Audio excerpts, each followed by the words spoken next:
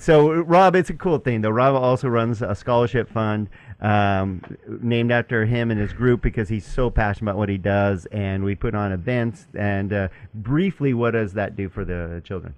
The Schwartz Scholarship Fund is it's something I'm really, really proud of. We're in our third year now. We give away $500 and $1,000 scholarships to deserving students who visit our website. They go through an application process just like they would for a college application. We look at things like their curriculum, their grades, their test scores, their essays, their extracurricular activities. We really want to try to get to know them.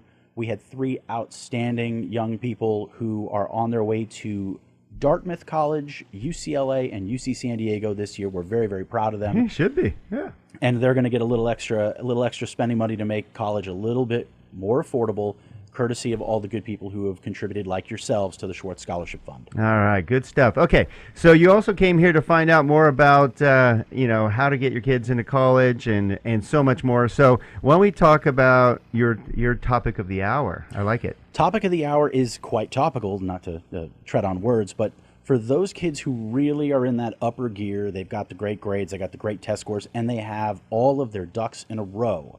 They're looking at using early action and early decision applications. Now, looking at your faces, the first question is, what's the difference between an early action and early decision application? Hugely I bet you can different. tell us, Rob. That's what I'm here for. Okay. Early action, in the shortest terms, the easiest terms, is a non-binding contract. You're saying, I really, really, really want to go to your school, and I've done everything you've asked of me ahead of time. I'm turning in my application sometime in November. Typically, the deadlines are November 1st, 10th, 15th. That's common.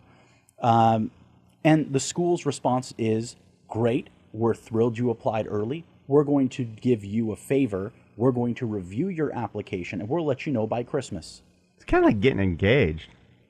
You a little bit of commitment, but not fully committed. I think that's fair. Yeah, Still got enough room to back out. Both sides have the option to withdraw from said agreement. However, early decision is a marriage. You are signing a contract. You get one and only one that says, I really want to go to your school. I am so certain that I want to go that I'm going to say yes before you even offer me a seat. If you do, in fact, offer me a seat, I will withdraw all my other applications and I will not apply to any other schools because I have already accepted your offer. Wow. It's pretty hardcore.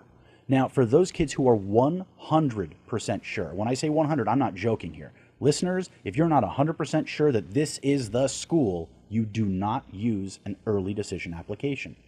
Now, there are those who are thinking, well, I'm going to skirt the system.